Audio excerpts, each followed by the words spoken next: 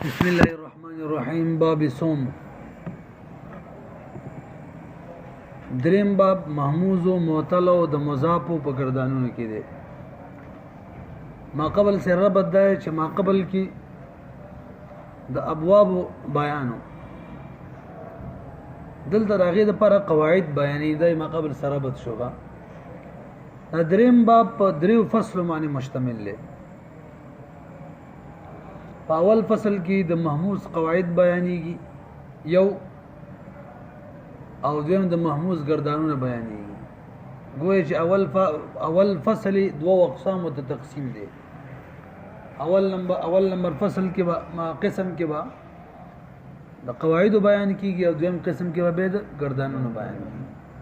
خو د مقدمه په تور دا مسله ذکر کوي چې د حمزه تغییر ته تخفیف ویل کیږي او د حرف علت تغییر ته اعلال ویل کیږي. او یو حرف چې په بل کې ور داخل شي مشدد شي نو هغه ته به څه ویل کیږي؟ ادغام. دا دریم باب دی، په څو فصلو مشتمل دی؟ په دریو فصلو. فصل اول کې څو اقسام دو قسمو ته تقسیم دی. قسم اول کې قواعد او قسم ثانی کې به ګردانونه. نو ووري لس قاعده بیانې او دا ټول قواعد چې دي یاد سړي د تخفیف قواعد دي، یعنی د حمزه قواعد دي. کا دې ته ویل کېږي د محموز قواعد. قاعده اوله کله چې د دې قاعدې نوم دی رأس زیب بوسن والا قاعده، او تفصیل د قاعده دا اشغال حمزه راغلی وي منفرد یو حمزه وي او ساکن وي، نو حکم ادارې چې دا حمزه د ما قبل حرکت موافق په حرف علت سره بدلول دا صرف او صرف جایز دی، واجب نه دی. لکه رأس نبتوایو راس، ځکه د حمزه ساکنه ده او مخکې ترنه را ده او باغی فتحه ده او د فتحې موافق حرف علت الف دی، نو بالف به بدل کو راس. او زیب اصل کې ذئب، حمزه ساکنه ده ما قبل ترنه کسره ده، نه کسره موافق حرف علت یا ده باغی به بدل کو جوازن زیبت. او بوس اصل کې بؤس، مخکې ترنه زمه ده، زمه موافق حرف علت وو دی، نو په وو باندې بدلول جوازن کا معنا دار صرف جایز دي. نبوسن او بؤسن دواړه ویل شي. یو قاعده. دیمه قاعده د امن اومن او د ایمانن والا قاعده ده. داینوم شو. قاعده دا چې کله دوه حمزه راغلي وي، اوله متحرک وي او دویمه ساکن وي، نو دا دویمه حمزه چې کومه ساکنه ده د ما قبل حرکت موافق په حرف علت سره بدلول واجب دی. واجب وای بشولې لکه امنه ده کنه، دویم حمزه ساکنه ده اوله متحرکه ده، نو دویم او اوله معنی فتحه ده، نو دا دویم حمزه په الف معنی بدلول واجب دی. امنه او من اصل کې ده اؤمنه، دویم ساکنه ده اوله متحرکه ده زمه ده پین، نو دویم په وو بدلول واجب دی. اؤمنه. ایمان باصل کې ایمان دی، دوس امزی دی، دویم ساکنه اوله متحرکه ده او مکسوره ده، نو دویم په یا معنی بدلول واجب دی. ایمان وای شوي. دو قاعده. درېمه قاعده د جوانون میرون والا قاعده د دینوم دی. قاعده دا چې کله یو حمزه راغلی وي او متحرک وي، دا ما قبل حرکت موافق حرف علت سره بدلول جایز دي. صرف اسې ده لکه جوانون واصل کی جوانون، سو جوانون حمزه متحرک ده ما قبل ترنا زمره په وو به بدل کو جوانون. بلکې دا سی به ملي شبد دا قاعده دا سی بیان کړي چې کله حمزه راغلی وي یو حمزه وي متحرک حمزه وي ما قبل ترنه زمه وي په او به بدلو جوازن تسیدا کا. او که حمزه راغلی وي یو حمزه وي متحرک وي ما قبل ترنه کسره وي نو به جوازن په یا معنی بدلو. دا قاعده به دا سی بیان وکا. څلورمه قاعده چې کله د دې قاعدې نوم دی د جائن او د ائمه او د اوادمو والا قاعده. قاعده د ادم لیسه چې کله دوه حمزه راغلي وي دواړه متحرک وي، نو کچری یوم پکې مکسوره وا کم یوم چې و اوله واو کو دویمه وا نو دویمه حمزه به بچا باندې مطلب یا سره لك ائمه ائ مکسوره د دویمه کنه په یای بدل لك ائمه زمون کتاب والو ته وجوبن ویلی خو دا وجوبن نه ده به رسته به ویلی دا وجوبت نه دا جوازن ده جائن اصل کې جائیون کنه قصه را روانه ده جائعون جائیون شو راځي رااله او کچری د دې قاعده دویم جز کچری وم پکې مکسوره نه و معنا دار چې مفتوح وي دواړه مضموم وي یا یو مفتوح او یو مضموم و نو به دویم حمزه وجوبن خدل ته وجوبن نه وو معنی بدلو لکه اصلون بتوایو او آدمون اوادم واملون اوامل په دې باندې پوه شولې څو قاعده شولې څلور پنځمه قاعده کچری حمزه راغلی وي متحرکه حمزه راغلی متحرکه مې وای ما قبل تنا وو مدوی یو یا مدوی دوا یا تصغیر واقع شوی نو حکم د دې قاعده را ده چې دا حمزه به د ما قبل هم جنس کې او به باغی یو په بل کې به مدغم شي به اوري ولې حمزه راغلی دا ما قبل ترنا وو مد ده ما قبل ترنا یا مد ده یا ما قبل ترنا یا تصغیر ده نو حکم د قاعده دا ده کچری مخ کې تی وو وی حمزه نم وو جوړ کا وو کې مدغم کا کچری مخ کې ترنا یا وی حمزه نم یا جوړ کا او یا بیا کې مدغم کا و به رسیدلې او مده کوم یو د ملي سه مده زائده ښا مده زائده خو پیژنې کنه مدم پیژنې چې دا زمینه مخ کې وو وی د یا نه مخ کې کسری نم سمجل وو نه مخ کې زمو او د یا نه مخ کې کسره وی او زائده معنی سره ملي سه زائده معنی دا ده چې فاعل لام په کلمه کې نه راغلي دا قصه مخ کې کړي بهرحال ا دې قاعدینم من ویل دي قاعدینم د مقروه خطیه او فیس ولا قاعدات نو مقروه اصل کې څنګه مقروءه همزه نم وو جوړ کو ووم کې مدغم کو خطیه همزه نم یا جوړ کو یا کې مدغم کړه خطیه او افیس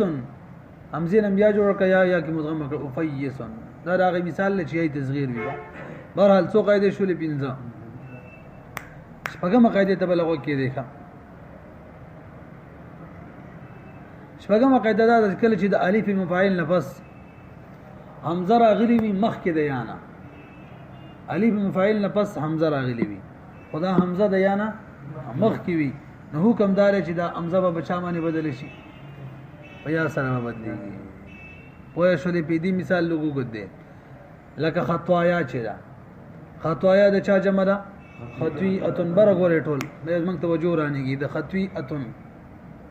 خطویاتن اصل کې خطوا ی او هم ویلو کنه او د معتل قاعده روان ده چې کله د الف نفس یا راشي کنه د الف جمع نفس یا د غیا په شامه بدلیږي حمزه سره نو څه د جوړ شو خطوا ای او خطوا ای اصل کې خطوا ی او یا په حمزه بدل شولا نه خطوا ای او اوس د اغا ائمه قاعده د وجنه چې دوه حمزه راشي متحرکی یوم پکې مکسور ای نو ثانی په یا بدلیږي کنه څه به جوړ شي خطوا ای یو اوس دا قاعده متوجه شولا خطوا ای یو حمزه راغلی د الف فاعل نفس او مخ کې ده یا نه د حمزه په یا بدل کو خطوا ی یو بشي او یا ما قول مکتوب په الف بدل شي څه بشي خطوا یا پوهه نه شولې خجی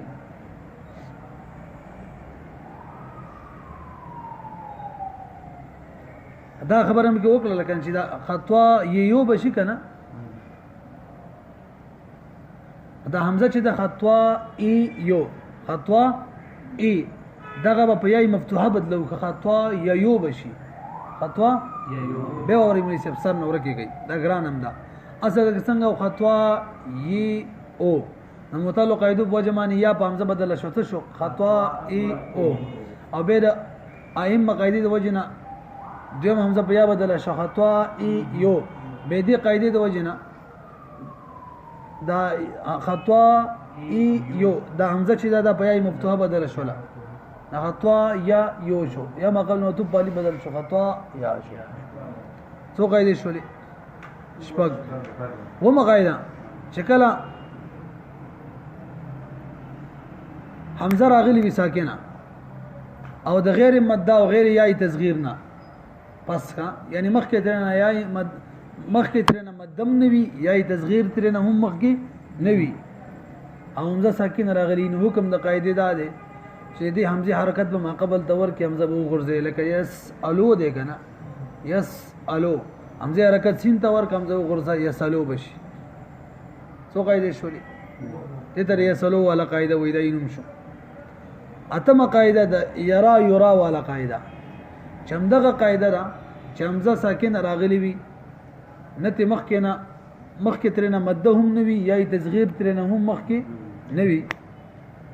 نو په یرا یرا کې همدغه قاعده به وجوبا چلیږي په افعالو کې ښه بچا کې افعالو کې اسماء مشتقو کې یسلو بشن جوازن ده نو ير ایو ده ير ایو حمزه حرکت را ته ور کمزو غرزه ير او یا مقل موصوف پالی به بدل شي ير ایو به څه جوړ شي یرا څو قاعده شولې اته نام قاعده د بین قریب او بین بعید قاعده دې دا وکړي چې کله حمزه راغلی وي متحرک وي او د متحرک نه پس راشي حمزه خپل متحرک وي متحرک نه پس راشي په دې کې بین قریب هم جایز دی او بین بعید هم جایز دی بین قریب چاته ویل کېږي نو ما ویلو بین قریب دې ته ویل کېږي چې حمزه د خپل حرکت حمزه د خپل مخرج ترمنځ د حمزه چې کوم مخرج دی او د خپل حرکت موافق د حرف لد د مخرج ترمنځ ویل دي ته ویل کېږي بین قریب لکه سأله کې حمزه د خپل مخرج ترمنځ او حرکت په څوک دی فتحه ده کنه د فتح موافق حرف لد څوک دی الف او د الف د مخرج ترمنځ ویل دي ته ویل کېږي بین لکه سالا او دغه شان سو لا حمزه د خپل مخرج ترمنځ ویل او د خپل حرکت موافق حرف لد د مخرج ترمنځ دلته حرکت څوک دی کسره ده دغه موافق حرف لد څوک دی یا ده دغه ترمنځ ویل سویلا اسی ده کنه او لا اومکی حمزه د خپل مخرج ترمنځ ویل او د خپل حرکت موافق حرف لد چې دلته غو دی دغه د مخرج ترمنځ ویل ته ویل کی لکه لوما دې بین قریب ویل کی بین بعید چاته ویل کیږي حمزه د خپل مخرج ترمنځ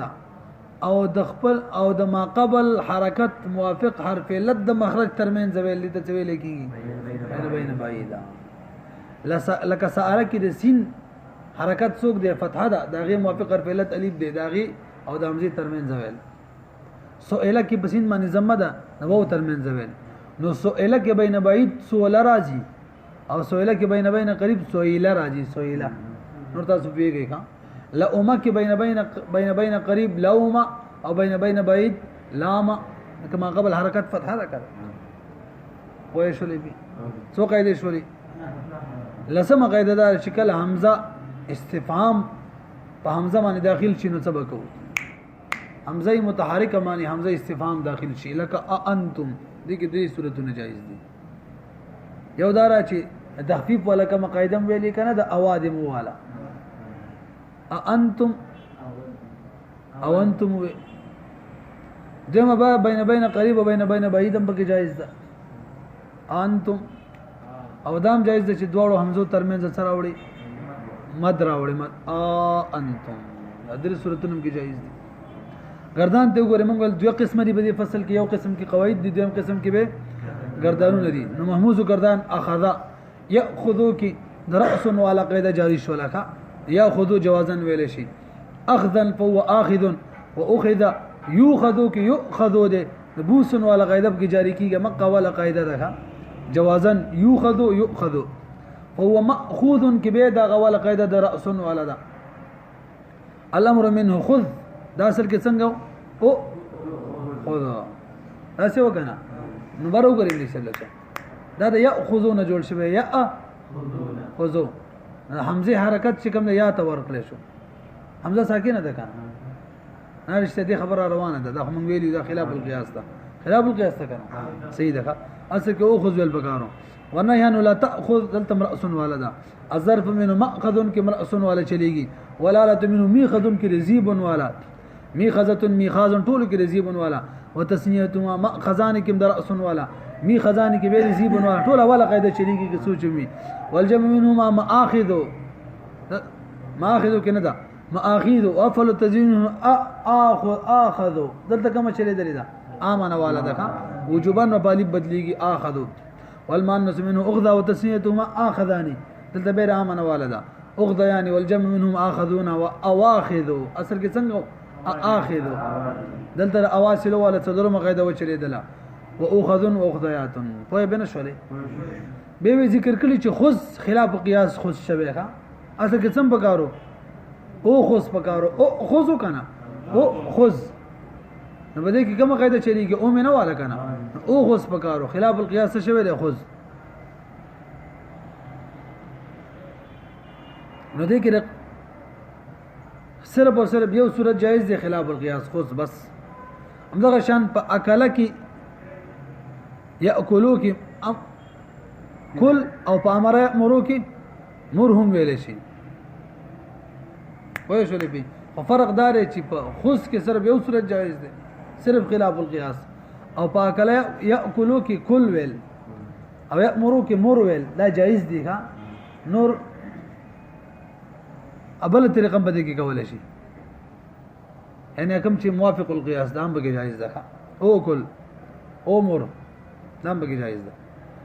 ورسېدلې به نور خبره اساني دي دا چې ذکر کړی ما اول نه ویل کوم قاعده کې چلے دلې به ویلي دي محموز فا اسباب ضرب الاسر قید کرنا اسرا ياسر اسرا اسرا ياسر كراس والدا اصلا فهو آسر واسر يسر يؤمن والدا دا بوسن والا هو معذور کی به دراسن والدا نو دا بالکل داخله خودو بشان دیکھا ری دی مخکره دی به باب افتعال مثال ورکړه ایتمار ایتمارا کوم کې چلے دی اصل کې ائتمر د ایمان والدا یأتمرو کې راس والا ایتمارا ائتمارا ایمان والا مؤتمر بوس والا اؤتمر اومن والا یؤتمر بوس والا ائتمارا ایمان والا مؤتمر ایتمر اصل کې ائتمر ایمان والا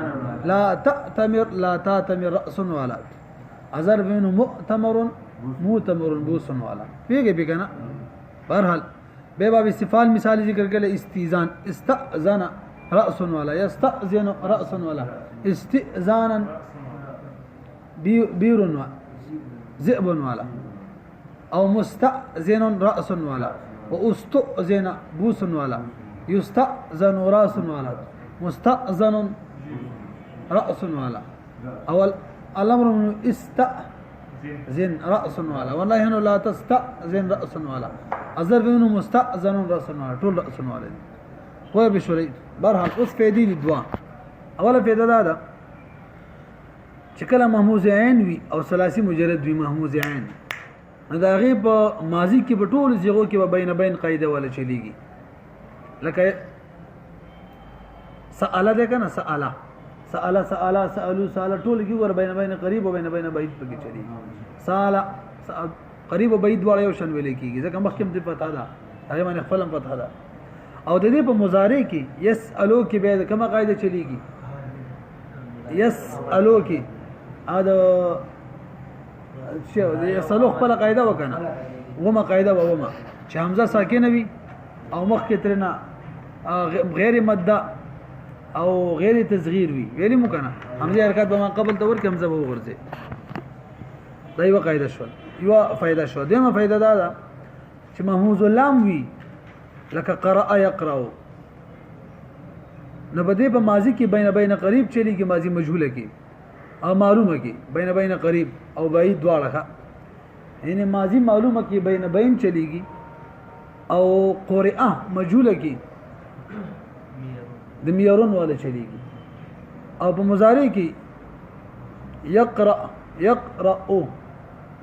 دې کې کوم چلیږي میرون سبل څکو جوانون والا کې چلیږي ها که جزم ولا ورکی لم یقرأ نبی ابو کې یسالو والا چلیږي اسالو قاعده کنه ما شمد ساکینه اما قبل ترنه غیر مد غیر تصغیر وین همزه حرکت من قبل تور کې همزه بو ورده لم یقرأ بکی چلیږي بس ته دا مجرد خبره و مزید کې مهم دغه طریقې سره